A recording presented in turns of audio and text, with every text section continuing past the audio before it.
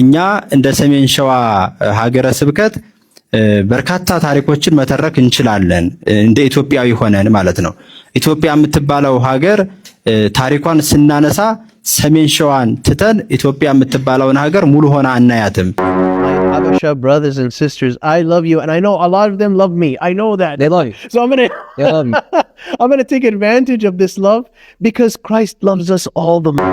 እኛ ስለሌሎች እምነቶች አይመለከተንም። እኛ በእስልምናችን በጣም የተበቃቃን ነን። እስልምና በጣም ምርጥ ሃይማኖት መሆኑን ማንም ያውቃል። ልጁን የሚያውቀውን ያክል ወይ ሚስቱን ወይ እናቱን የሚያውቀውን ያክል ያውቃል። በቃ ያውቃል። ለዚህ ነው ዝም ብለው የሚደናበሩብን። ሰላም ጤና ይስጥልኝ። እንዴት አላችሁ? እንዴት ቆያችሁ? አጠር ባሉ ዝግጅቶች መጣሁ ተከታተሉኝ ዘንድ ጋበዝኩኝ። ላይክ በማድረግ ጀምሩ። ከአባታችን ከአይኤምኤፍ እንጀምር። አይኤምኤፍ ምን እያደረገ ነው? ሀገራችን ላይ እርዳታ እየሰጠ ነው። የውጭ ምንዛሪ እጥረት ሲያጋጥም ለመንግስታት ትለናለች እህታችን። እስቲ ከነ ትርጉሙ ታስረዳን። አይኤምኤፍ ማን ነው? ምንድን ነው? እንዴት ነው ኢትዮጵያ ላይ ተጽዕኖ ያለው ላልከኝ ልጅ ሲተነተን ምህጻረ ቃሉ ኢንተርናሽናል ሞኔታሪ ፈንድ ነው። የተቋቋመበት ዓላማ ደግሞ አገራት የውጭ ምንዛሬ እጥረት ሲያጋጥማቸው ወይም ኢኮኖሚካል የሆነ ኢንስታቢሊቲ ለምሳሌ በኢንፍሌሽን ምክንያት በኑሮ ውድነት ምክንያት ኑሮ ውድነት ነው ህዝብ ኑሮ ንረት ኦር ሰምቲንግ ብቻ በሱ ምክንያት የሚያጋጥማቸውን የኢኮኖሚ አለመረጋጋት ለመፍታት ጋብ ለማድረግ ገንዘብ በማበደር አገራቱን ስቴብል እንዲሆኑ ይረዳቸዋል ማለት ነው። እንደ ኢትዮጵያ ላሉ ሀገራት ደግሞ ስፔሻሊ ውጭ ምንዛሬ ለሚያጥራቸው ሀገራት ልክ ገንዘብ ሲያበድር ይሄን ገንዘብ የምሰጥህ እነዚህ ነገሮችን ካሟላህ ነው ይልና የራሳቸውን ኢንትረስት እና ተርም ይከቱበታል። ሶ ኢትዮጵያ ፖሊሲ እና ኢትዮጵያ አካሄድ ላይ ተጽዕኖ ያላቸው በእንደዚህ አይነት መንገድ ነው። ስለዚህ አይኤምኤፍ ገባችሁ? ወደ የወንድማችን ጸጋይ ደግሞ ስለ ከሸቱ መለሰ ተማሩ ይለናል። ቆንጆ ሀሳብ ስላገኘሁበት ነው። እስቲ የመጀመሪያ ያዳምጡት። ያው አይኤምኤፍ ይገባችኋል ብዬ ስለማስብ ነው። እዚጋ ግልጽ ላልሆነላቸው ያው ተረዱት ብዬ ነው። ለማንኛቸውም ወንድማችን ስላነሳው ሀሳብ እንሂድ። እስቲ የእሸቱ ህይወት ትምህርት ይሆናችሁ፣ የእሸቱ ገጠመኝ ለእናንተ ትምህርት ይሆናችሁ። ምንም ያህል መልካም ብትሰሩ፣ ምንም ያህል አብያተ ክርስቲያናት ብትሰሩ፣ ምንም ያህል መስጊድ ብታንጹ፣ የሆነች ሴትን ተናገረብን ብላችሁ ሁሉንም ትተውታላችሁ። ከ10 በላይ ቤተክርስቲያን ቢያሰራ፣ መስጊድ ባያሰራ፣ በጣም ብዙ ሴቶችን ቢረዳ፣ በጣም ብዙ በጎ አድራጎትን ስራ ቢሰራ አንዲት ማትፈልጉት ስራ ከሰራችሁ ግን ሙሉ ለሙሉ ይተውታል። ለዛውም ስህተት ላይሆን ይችላል እኮ የተሰራው ስራ የሆነ አካል ስራ ለወደደው ብቻ ግን ከዛ በፊት የሰራው ስራ ሙሉ ዜሮ ይገባል። ቤተክርስቲያን የሰራበትን ነገር እግዚአብሔር ይቆጥርለታል የሚባል ነገር አይታሰብም። መስጂድ የሰራበትን አላህ ይቆጥርለታል ብሎ ሌሎቹ አያሰቡም። ዓለም ደግሞ በበጎ አድራጎቱ የሆነ ነገር ይደረግለታል ብሎ አላሰቡም። ዓለም መቄዶንያ ያ ሁሉ ነገር ሲያስረዳ ነበር የሚለው ነገር አያሰቡትም። የሆነች ጥፋት ስሩ፣ የነበራችሁ መልካም ስራ እንዳለ ገደል ይገባል። ስለዚህ ይህንን ህዝብ ለማስደሰት ብላችሁ የምትሰሩ የምትወጡ የምትወርዱ ሰዎች ካላችሁ ሞኞች እናንተ ናችሁ። ምንም ያህል እልፍ ስራ መልካም ስራ ብትሰሩ አንዲት ስህተት የሚጠበቅባችሁ ሙሉ ለሙሉ እሱን ለመናድ ማለት ነው። ስለዚህ ውጡ። ማድረግ ያለባችሁን መስራት ያለባችሁን መልካም ያላችሁት ነገር እናንተ ስሩ። እናንተ መልካም ያላችሁት ነገሮች ሌላ ሰው ደስ ላያሰኘው ይችላል፣ ግን እሱ አይደለም የሚኖርላችሁ። እናንተ መልካም ነው ያላችሁትን ነገር ከፈጣሪ ጋር ማያጣላችሁ ነገር ግን ስሩ። ቸርቆይ ትክክል ወንድሜ። እኔ መቼን ሀሳብ ይዤ ነው ዝጋ ማንንም ለማስከፋት ማንንም ለማስደሳት ሳይሆን መስራት ያለብኝን እሰራለሁ ብዬ ዝም ብዬ የምንተባተበው ከዛ ነው። በቃ ማንም አይደሰትም፣ ይደሰት እሰየው። ማንንም ግን ለማስከፋት አይደለም። ውስጤ ያመነውን የተቀበለውን እውነት ነው፣ እውቀት ነው፣ መረጃ ነው ያልኩትን ነገር እሰራለሁ። ስለዚህ የሆነ ማንኛቸውም ነገር ስትሰሩ በተለይ ይህንን ህዝብ ማስደሰት አይቻልም። በዚህን ሰዓት እንኳን አሁን እግዚአብሔርን ፈርቶ ማስደሰት አይቻልም። እንኳን አሁን እንደዚህ ሆኖ ይሄ ህዝብ ከባድ የኔ አረዳድ ነው። አሁን ይሄ የኔ አረዳድ እንደዚህ ስል የሚከፋ ይኖራል። አስከፋ አይደለም፣ ግን ሐሳቤ እምነቴ ነው፣ እውቀቴ ነው። ማስከፋትም አልፈልግም።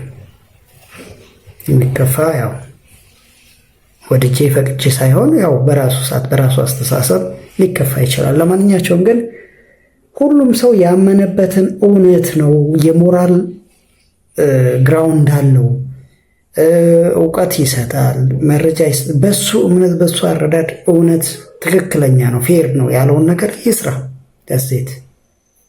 ስለዚህ ስሩ ወንድሞች ለማለት ነው። እንግዲህ ቆንጆ ሀሳብ ናት። ባይዞ እኔ ደስ ብላኛለች። ወደ ሰሜን ሸዋ እንግባ። ሰሜን ሸዋ ላይ አህመድ ግራኝ የመጀመሪያውን በትር ነው ያሳረፈው ይላሉ። በነገራችን ላይ አህመድ ግራኝን አሁን ለምን ግራኝ ትሉታላችሁ? ቅዱስ መሪ ነበር። 15 ዓመት ሙሉ ይህችን ሀገር ሲያወድም፣ በተለይ ኦርቶዶክስን እንዳልነበረች ሲያደርግ፣ ቤተክርስቲያንን ሲያቃጥል የነበረን በታሪክ የምናውቀው በ16ኛው መቶ ክፍለ ዘመን መጀመሪያ አካባቢ ላይ የነበረ አውዳሚ ንጉሳችን ነው።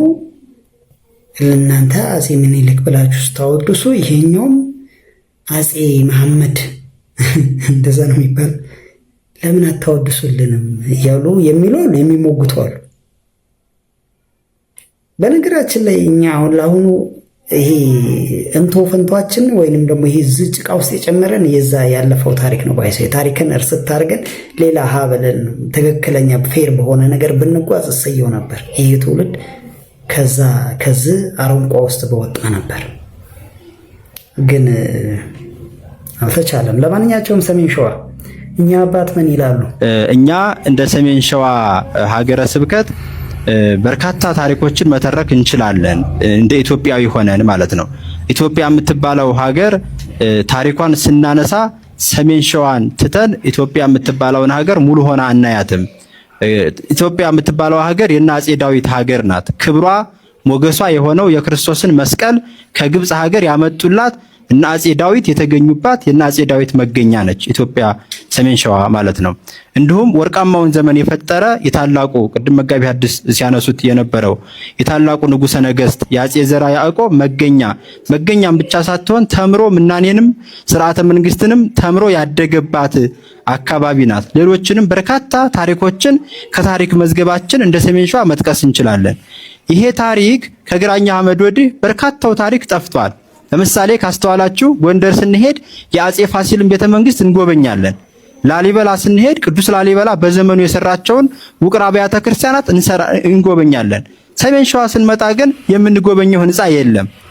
ሰሜን ሸዋ ስንመጣ ጥንታዊ ነው ተብሎ ቦታው ነው እንጂ የሚነገረን ጥንታዊነቱን የሚገልጽ የአባቶቻችን የጥበብ አሻራቸው ተገልጾ ብዙ ቦታ ላይ አይገኝም፣ ከህንፃ አንጻር ማለት ነው።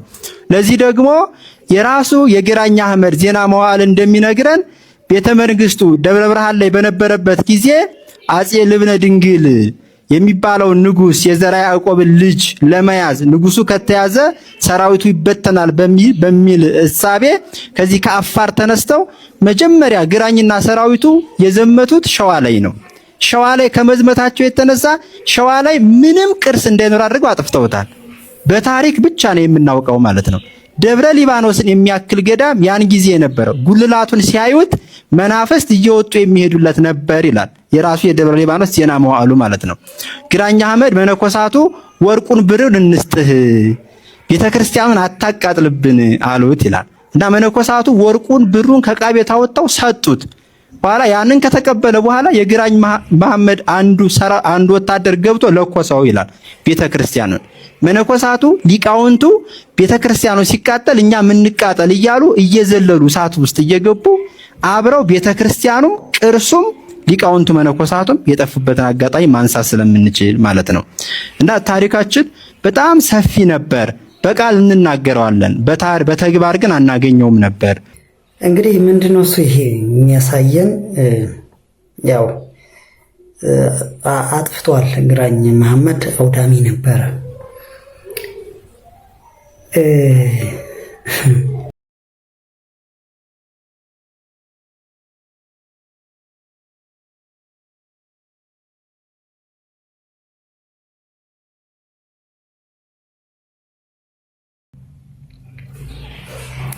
ስለዚህ ከባድ ነገር ነው ብቻ ግን እየተሰራ ያለው ማለት ነው። ዞሮ ዞሮ እግዚአብሔር እንግዲህ ይሆናል። ፍቅር ይሻለናል ይላል ይህ ፈረንጅ ደግሞ። እስቲ እንስማው የምን ፍቅር ነው? My Habasha brothers and sisters, I love you, and I know a lot of them love me. I know that. They love you. So I'm gonna take advantage of this love because Christ loves us all the more. Yeah. And his arms are outstretched. I'll tell you, somebody told me they saw Christ in the liturgy. Every time they pray liturgy, they see Christ in liturgy, opening his arms, telling people, come, partake. Okay? So it's not just for the little children. It's not just for the elders. The priest himself, many of the priests are our age, okay? And they are human beings just like all of us. And then in other traditions, in the Coptic tradition, for instance, we don't have this cultural issue. So are they bad? Are they wrong? No. We know that the Ethiopian church respects the Coptic church very much, so right? Absolutely. Right? So we can't say that this is, it's wrong of the Copts who are doing this. No. So we are all brothers and sisters. We're united as one. And I beg you, I'm going to get on my knees. No. I beg you, my Ethiopian and my Eritrean brothers and sisters, I beg you, please stop this. This is not from Christ. In the name of Jesus Christ, I ask you to stop this tradition. This is cultural. Every priest, every bishop that I've talked about from the Tawado tradition has said this is cultural, and we've been preaching to people, they're not listening to us. Right. So you are not listening to your priest. You're not listening to Christ. Who are we listening to? Right. If those priests, they have been elected and consecrated to give their life for their flock, given by Christ through the apostles to them till today, and they're teaching us to partake and not to run away. And we're not listening to them. So who are we listening to? We're listening to Satan. This cultural thing is a satanic device. And he's so happy when people are not partaking. He's so happy because they're not listening to Jesus. Right. Come, eat of it, all of you, you, my brothers and my sisters. So I hope today that we take a stand and that we do all that we can and make this a conversation. Hey, maybe we have this wrong. Not because of this Father Love is nothing. I'm just some dust. But we are all servants of God, called to the healing. And if we imagine, if we all start to partake regularly, how much this will have an effect on the world. Why Deacon Mehret is so famous and well known. It started when he defended the Eucharist.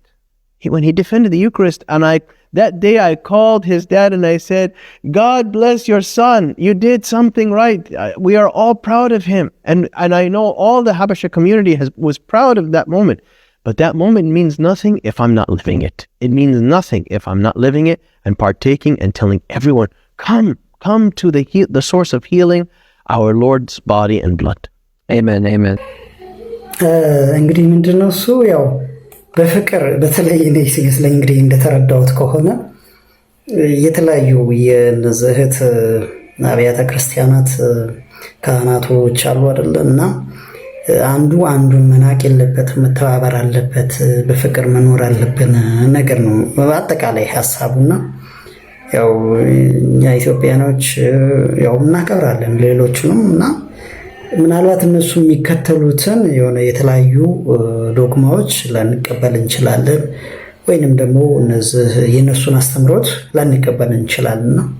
ከዛ አንፃር ያው ግን በፍቅር አንድ ላይ መኖር ይቻላል፣ መስራት ይቻላል፣ እግዚአብሔርን ማምለክ ማመስገን ይቻላል። ግን እነሱ በሚሄዱበት ነገር ማንሄድበታለን። በተለይ ኦርቶዶክሶች የራሱ ስርዓት ሁሉ ነገር ሰማያዊ የሆነ መንገድ ነው ያላት እና የግድ እነሱ በሚሄዱበት ለምሳሌ ካቶሊኮች ከሆኑ ወይም ደግሞ ሌላ ተሐድሶ ከሆኑ ያው ኦርቶዶክስ በዛ አትሄድም፣ ኢትዮጵያን ኦርቶዶክስ የምትባለው በዛ አትሄድም እና ከዛ አንጻር ነው እንጂ እንግዲህ ያው ዞሮ ዞሮ ያው በፍቅር እንሂድ ነው። ያው ይሄ ሁሉንም የሚያስማማ ነው። እዚህ ጋር ደግሞ ይህ ወንድማችን ወደ እስልምናው ሃይማኖት ነው ያለው። እሱ ቤዚካሊ እኔ አንድ ከዚህ በፊትም አቅርቤዋለሁ። ባይዞ ይሄ ሰው ሲናገር ከዚህ በፊት አቅርቤዋለሁ። እሱ እንግዲህ ያው ያለበትን የእስልምና ሃይማኖት በደንብ አሳውቆናል። አሁን ላይ በደንብ አሳውቆናል ያለበት። እንግዲህ ምንድነው እሱ እኔ ከሱ አሁን እሱ ካቀረበው የተረዳሁት አንድ ነገር አለ። ያው መረዳትን እና ያንን እሱ የተረዳበትን ነገር በነገራችን ላይ እየሄደበት ያለው በጣም ኤክስትሪም ነገር ነው። እሱ ኤክስትሪም ይሁን በጣም ኦርቶዶክስን ወይንም ደግሞ ይሄ ክርስቲያኒቲን በጣም የሚጠላ ሰው ነው እኔ የተረዳሁት ካየኋቸው ቪዲዮዎች እና እሱ በሚያቀርባቸው መልኩ አይደለም መሆን ያለበት። መሆን ያለበት በመረዳዳት ሁሉ ነገር በፍቅር ነው፣ ይሄ በመጠፋፋት አይደለም። እሱ እንግዲህ ክርስቲያን የሚባለውን በሞላ አሁን እነ አባ ጽጌ ተብዬውን ፕሮቴስታንቱን ሌሎች ተሐድሶችን አንድ ላይ ጨፍልቆ ወይንም ደግሞ የአስተምሮ ልዩነቶች ልክ ባለፈው ስለ ሥላሴ አስተምሮ ጾታ ምናምን በሚለው ዙሪያ ላይ የተለያየ ነገር ተነስቶ የለ እንደዛ አይነት ነገር የሚያነሱትን አባቶች አምጥቶ መጀመሪያ እናንተ አንድ ሆኑ የሚል አይነት አረዳድ አንድ ሆኑ አንድ ልንሆን አንችልም። ከተሐድሶ ጋር አንድ ኦርቶዶክስ ተዋህዶ ተሐድሶ ልትቀበል አትችልም። ተሐድሶ ማለት ካደ ማለት ነው። በቃ የይሁዳ ውስጥ ገብቶ የካደ ማለት ነው። ልክ እንደዛ ሁሉ እኛ የሆነ ነጥረን እያወጣን ነው። ዝም ብለህ አትጨፍልቀን አንድ ለማድረግ አትሞክር። ይልቁንም ለይ። ስለማን ነው የምታወራው? ለአንተ ለወንድሜ ነው እየተናገርኩ ያለው። ስለ ኦርቶዶክስ ተዋህዶ ከሆነ ቀጥታ እሷንና ትክክለኛ አስተምሮዋን የሚመለከተውን ወይንም ደግሞ በዛ ውስጥ ያሉ አባቶችን ምዕመናንን መጠየቅ ነው። ተሐድሶ ሌላ ነው። ተሐድሶ ማለት የሚፈነጭ ፈንጪ ማለት ነው። ፈንጪ ሌላ ፕሮቴስታንቱ ያው የራእይ አንድ ላይ ግን እነዚህን አምጥተህ እኛ እስልምናና ክርስትና ብለህ አታውራ ፕሊስ፣ ለይ። ልክ እንደዚህ ሁሉ ለይተህ እንደምታወራ ሁሉ እኛም ለይተን እናወራለን ነው። በእስልምና ውስጥ እስልምና ውስጥ አደገኛ አስተምሮ ያለው ምናልባት አንተ የምትከተለው ይመስለኛል። በአንዳንድ መረጃዎች ላይ የሚያመለክተው ምንድን ነው? አንዳንድ መረጃዎች በግልጽ የሚያመለክተው አንተ የምትከተለውን ሃይማኖት የእስልምና ሃይማኖት እስልምና በጣም የሚከበር ሃይማኖት ነው። በዓለም በጣም ብዙ ተከታይ ያለው እምነት ነው። አንተ የምትከተለው ግን ምናልባት አረቦችም ሁሉ የማይከተሉት ሊሆኑ የሚችለው ይህ ሰለፊ ነው ወይም ደግሞ ውሃብያ የሚባለው እሱ በውስጡ አደገኛ አስተምሮ አለው። እስልምናን ያልተቀበለ ልክ እነ አይኤስ እና አልሸባብ ቦኮ ሐራም የሚቀበሉት አይነት አስተምሮ ነው። ሆች ሚንስ ሌላውን የማጥፋት እንቅስቃሴ በውስጡ ፖለቲካ ያዘለ ነው እያልን ነው አሁን። ስለዚህ ለይተን ነው እየተናገርን ያለው። ስለዚህ ከዚህ አንፃር ለይተህ እንድትረዳ እኛንም ስታስረዳ ወይንም ደግሞ ስትመታ ለይተህ ምታ ነው እያልን ያለ ነው። ለማንኛቸውም ምንድነው እሱ እያለ ያለው? እስቲ እንስማው። እዚህ ውስጥ እየኖሩ እኛ አረብ ነን የሚሉ ሰዎች እኮ አሉ። አረብ ከሆነ እዚህ ምን አባቱ ይሰራል? አይሄድም። አጥንቼ ምስልምና እውነት እንደሆነ ባቅ ሙስሊም የመሆን ፍላጎት የለኝም። ሙስሊም ቸርቾች አሉ ታውቃለህ። በነገራችን ላይ ይሄንን በድፍረት ብናገር ማጋነን አይሆንብኝም። ከተሐድሶ ስነ መለኮት ውጪ ሁሉም ኢንክሉዲንግ የዓለም ሃይማኖቶች የድነት ዋስትና ላይ ልዩነት የላቸው። ሙስሊም ጋር ብትሄዱ እንዴት ነው የዘላለም ህይወት? እሱማ ሄደን ነው የምናየው ይልሃል። ሙስሊም ቸርቾች አሉ ታውቃለህ። በጣም የሚያስፈሩ እርግጠኛ አትሁን ይሉሃል። ተረጋግተህ ወንበር ላይ እንዳትቀመጥ ሄደን ነው የምናየው ወንድሜ እንዳትበላ ይሉሃል። ስለዚህ ሁሌ አየር ላይ ተንጠልጥለ ሙስሊም ቸርች አትሄዱ። ለዓለም ህዝብ ለዓለም ሰላም የምትጠቅመው ሃይማኖት ኦርቶዶክስ ተዋህዶ ቤተክርስቲያን ብቻ ናት። ይሄንን በማስረጃና በመረጃ መሞገት ይቻላል። የተማረ ሰው ካለ መጥቶ መከራከር ነው። ተው ይሄን ቃል ደጋግሜዋለሁ። ተው። የትኛው አገር በዓለም ላይ ከኢትዮጵያና ከኤርትራ አንድ ነን ኦርቶዶክስ ተዋህዶ ቤተክርስቲያን ከኛ ውጪ ታቦት ይዞ የሚዞር አለ?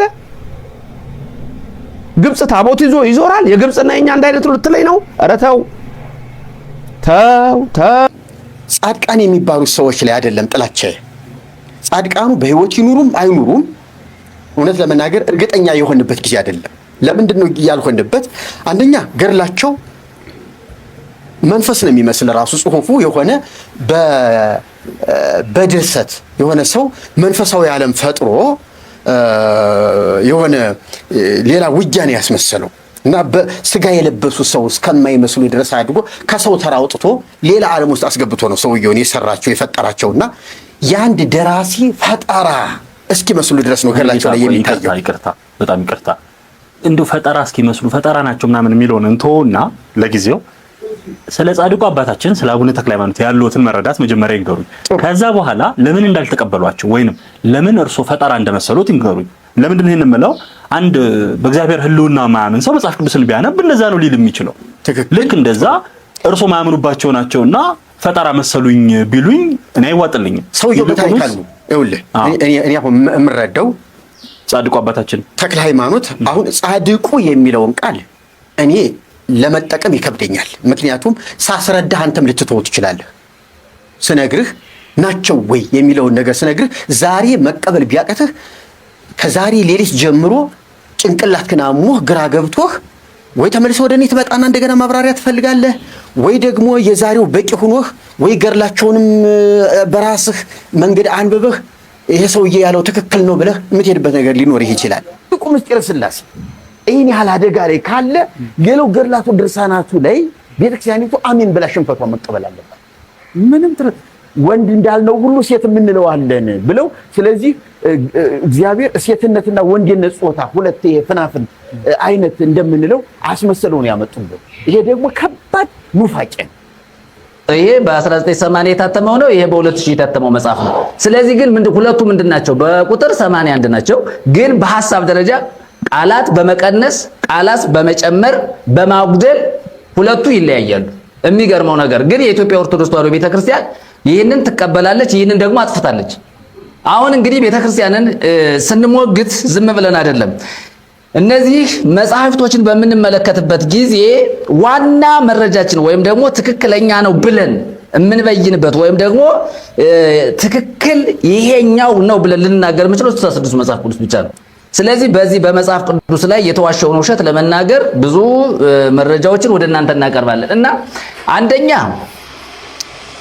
በ66ቱ መጽሐፍ ቅዱስ የሌለ ስርዓት፣ ሕግ፣ ደንብ ከተፈጥሮ ውጪ የሆነ በ80 ያሉ መጽሐፍ ቅዱስ ላይ የተዋሸ ብዙ ነገር ማየት እንችላለን። እዚህ ላይ እነዚህን ነገሮች ሁሉ ማምጣት ያስፈለገበት ምክንያት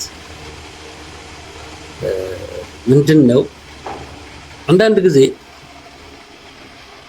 ጊዜ ኑሮ የሞላላቸው ቤታቸው ኑሯቸው የሞላላቸው መልካቸው ያማረ ሌሎች ሰዎች የሚቀኑባቸው በኑሯቸው አላህ በሰጣቸው ኒዕማ በተፈጥሯቸው ሁሉ ሰዎች የሚቀኑባቸው ሰዎች እነሱ ቤት የሚቀጠሩ ሰዎች ሰራተኛ ሆነው አጽዬ ሆነው የገቡ ምንም ነገር የማያውቁ ሃይማኖት በእውቀትም በመልክም በሙያም ምንም ነገር የሌላቸው ገና የከተማውን ሽታ እንኳን በደንብ ያላወቁ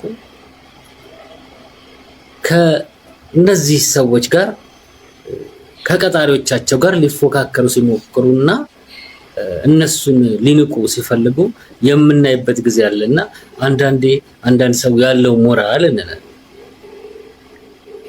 ይህን ያልኩበት ምክንያት እኛ ስለሌሎች እምነቶች አይመለከተንም። እኛ በእስልምናችን በጣም የተበቃቃን ነን። እስልምና በጣም ምርጥ ሃይማኖት መሆኑን ማንም ያውቃል። ልጁን የሚያውቀውን ያክል ወይ ሚስቱን ወይ እናቱን የሚያውቀውን ያክል ያውቃል። በቃ ያውቃል። ለዚህ ነው ዝም ብለው የሚደናበሩብን። አባቱ አሸዋ ምናምን ሲሚንቶ ምናምን አድርጎ የገነባው ሀገር ያለ ይመስለዋል። አረብ ነን ይላሉ። ለምን ወደ አረብ ሀገር ሄደ? እስራኤል ነን ምናምን የእስራኤል አምላክ ምናምን ትል ለምን ጠርቅ ብለው ወደ እስራኤል አትሄድም? ሰለሞን ምናምን እያልክ እዚህ እስክስታ ከምትደልቅብን እኔ ዛሬ እናንተ ቀድሞ በነበረ ሁኔታ የምትሆኑበት ምንም ምክንያት የለም። አንሰማችሁም። ተደነፋለህ፣ መልስ እንሰጣለን በሁሉም ነገር። አሁን እዚህ ጋር ብዙ ነው ያለው። ያው ማለት መከታተል ትችላላችሁ። ብዙ ነገር ነው ያው እንትን ያለው ወይ አሁን ስለ አረቦች ያው እዚህ ሆነው ስለ ኢራንን የሚደግፉ አሉ፣ አረብ ሀገሮችን የሚደግፉ አሉ። ብዙ አሜሪካና ኢራን ሲዋጉ እንግዲህ ወይም ደግሞ እስራኤልና ኢራን ሲዋጉ ኢራንን የሚደግፉ አሉ። ኦርቶዶክሶች በነገራችን ላይ እስራኤል ውስጥ እስራኤል አሁን ያሉትን እስራኤሎች አብዛኛውን ጁሾች ናቸው። ሃይማኖታቸው የተለያየ ነው። አምላከ እስራኤል ተብሎ ሲባል እስራኤል ማለት አምላክን ጌታ ኢየሱስ ክርስቶስን አምላክ ብሎ የሚቀበል ማለት ነው። እነሱ ኢየሱስ ክርስቶስን አምላክ ብሎ አይቀበሉም። ስለዚህ አምላክ እስራኤል እኮ ኦርቶዶክስ በሞላ እስራኤላውያን ይባላሉ። በአጠቃላይ ክርስቲያን ማለትም ነው። አንድ ሌላ ትርጉሙ ብዙ አንድምታ አለው። ባይዞ የኔ አረዳድ ነው እንግዲህ ከዛ አንፃር ነው እንጂ አሁን ያለችዋን እስራኤል ደግፎ በነገራችን ላይ እስራኤሎች ማለት በጣም ዘረኞች ናቸው። ምናልባት በዓለማችን ላይ ቁጥር 1 ዘረኛ ናቸው። ቁጥር 1 ለምን ከተባለ የመጡበት ጉዞ ሊሆን ይችላል፣ መንገዳቸውም ሊሆን ይችላል። ግብፅ 430 ዘመን ገዛቻቸው። በአጠቃላይ ወደ 1800 ዓመት በላይ ጠፍታለች እስራኤል። ስለዚህ ይህ ነገር ምን ያደርጋቸዋል? ምን ቀጥቅጠው ነው ሁሉም ዓለም የገዛቸው? ጀርመኖች አጥፍተዋቸዋል። እንዴት ዘረኛ ይሆኑ? እንዴት ምን ወደ ጥግ እኮ የተገፋ ህዝብ ያው መጨረሻው እንደዚህ ነው የሚሆነው። ያው መጨረሻ ላይ ቃል ኪዳን ስለነበራቸው ግን በቃል ኪዳናቸው መሰረት ነው የተነሱት እና እስራኤልን አሁን መደገፍ ማለት ኢየሱስ ክርስቶስ በተለይ ኦርቶዶክሳዊ አብዛኛው ጁሽ ስለሆነ ሃይማኖታቸው ኢየሱስ ክርስቶስ አልሞተም፣ አልተሰቀለም፣ አልተወለደም ብሎ እንደማለት ነው። የማያስኬድ ነገር ነው። ወይ እስራኤሎች አሁን ፓለስታይን ወይም ደግሞ ሌሎች ህዝቦችን ትቀጠቅጣለች፣ እየደበደበች ነው። ያው እግዚአብሔር ቃል ኪዳን ስላላት በጊዜዋ በሰዓቷ ያው እንድትነሳ ኃይል እንድታገኝ ያደረገ ይህ የእግዚአብሔር ስራ ነው። ቃል ኪዳን ስለነበራት ነው። ለምን እንደዚህ ታደርጋለች? እንዲህ ለምን እየገደ ፍልስጤም ህፃናቱ በጣም ነው አንጀት የሚበሉት። በጣም እንደ ሰው ብቻ መሆኑ ነው የሚያስፈልገው። በቃ ስለ ህፃናቱ ለማሰብ ሰው ብቻ በቂ ነው። ይሄ ሃይማኖቱን አውጣው።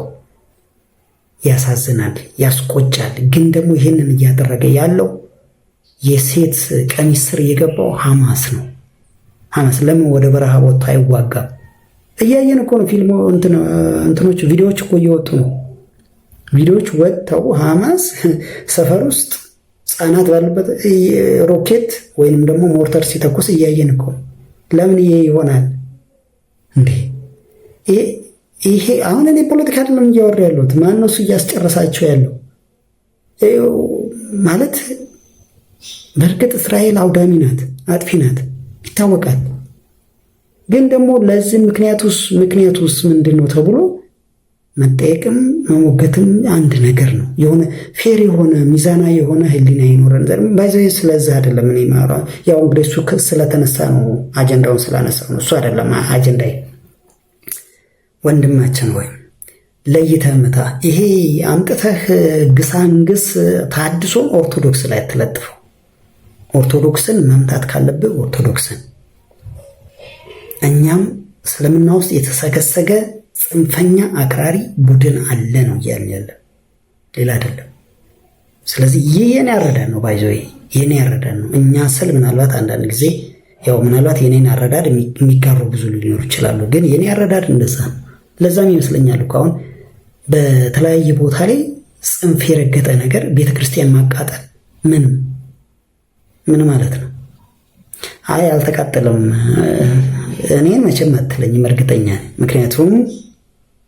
ምክንያቱም እኔ ነኝ እና ለይተህ መታ፣ ለይተን እንመታለን። ከፕሮቴስታንቱ ከተሐድሶ ጋር ከምኑ ምናምንቴው ጋር አምጥተህ ኦርቶዶክስ ላይ አትለጥፍ። ኦርቶዶክስ ተዋህዶ ሃይማኖት የምትባለው የኢትዮጵያ ኦርቶዶክስ ተዋህዶ እና እንደ በፊቱ አትቀጥልም ያልከው ምኑ ነው አልገባኝም። እኔ እንደ በፊቱ አትቀጥልም ወይ አገር ሰርታለች ኦርቶዶክስ ስለሚባለው ነገር እሱ ለጊዜው ፖለቲካ ሆነና አልሰራችም እንበል አንልም። አዎ ሰርታለች ነው ሰርታለች። በደንብ ሰርታለች። ትውልድን በእውቀት ያነጸች የመጀመሪያው ዩኒቨርሲቲ ናት። በደንብ አስተምራለች።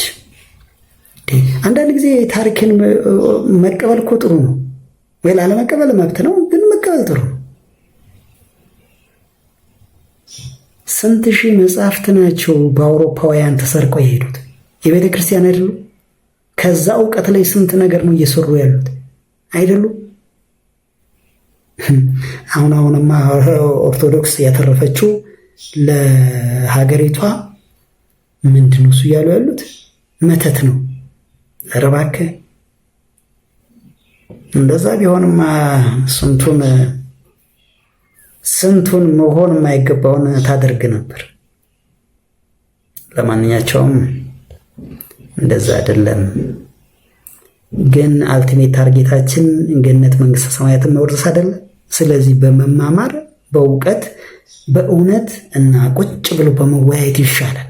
ጽንፍ በረገጠ ለሀገርም ለእግዚአብሔርም የማይሆን ነገር አናድርግ። ይሄ ነው የኔ ያረዳድ። ቁጭ ብሎ መወያየት ይቻላል። ቁጭ ብሎ አንተ በዚህኛው መስመር እኔ በዚህኛው መስመር እኩል ተከባብረን እንዴ አንድ ላይ እኮ ነው የኖረው። እንዴት ነው እሱ ይህን ያህል የኢትዮጵያ ሙስሊም እና የኢትዮጵያ ኦርቶዶክስ ተዋህዶ አማኝ አንድ ላይ እኮ ነው የኖረው ለብዙ ሺህ ዓመታት። ሺህ ሆኗል እንግዲህ መቼም እና በቀደመው ታሪክ ወደኋላ እንሄድ አንባላ። እንደዚህ ሆኗል። ስለዚህ የሚያስተምሩ ታሪኮችን ተምረንባቸው የማያስተምሩ መጥፎ ታሪኮችን ደግሞ ሪጀክት አድርገን ወደፊት እንጓዝ። አይ በዛ ወደኋላ አንቺ ኦርቶዶክስ በዚህ ዘመን እንደዛ አጥፍተሻል እንዴ፣ ስለዚህ አሁን መቀጥቀጥ አለብሽ መውደም አለብሽ፣ አይዋጣም። እስራኤልን ኃይል የሰጠ እግዚአብሔር ብቻ ብዙ ነገር ማለት ይቻላል። ብዙ እኔ እርግጠኛ ነኝ የወዲት ጉዲት እንደዛ ስታደባየው አልጠፋችም። አመድ ግራኝ 15 ዓመት ሙሉ ሲያደባየው አልጠፋም። 100 ዓመት ብታደባያት አትጠፋም። ይህንን በቃ ተስፋ ቁረጥ። በተለይ አሁን ላይ እንዴ የእግዚአብሔር መረገጫ የኃይሉ እኮ ያሉበት እዚህ ነው። ታቦተ ጽዮን ግማደ መስቀሉ የፈለገ ነገር ልታጠፋው አትችልም። ከእግዚአብሔር ጋር ትግል ካማረህ ቀጥል። አጠፋዋለሁ ካልክ እኔ እንደዛ ነው። ይህ እምነቴ ነው። ባይዞ ሰው የፈለገውን ማመን ይችላል። ስለዚህ ይህ እምነቴ ነው። ለማንኛቸውም ሰላሙን ያምጣልን። በሰላም በፍቅር ተቻችሎ በመኖር እማምን ሰው ነኝ። በተለይ ፍቅር ደግሞ የሁሉ ነገር መጨረሻ እስከሆነ ድረስ ምንም ባይኖርህም በፍቅር በሰላም ተሳስቦ መኖር ይቻላል እና እቺ ሀገር ደግሞ በመቻቻል በጣም ብዙ ታሪክ ያላት ናት። አይ መቻቻል የለም መጠፋፋት ነው ከተባለ ያው እስከ ጊዜው ይሆናል።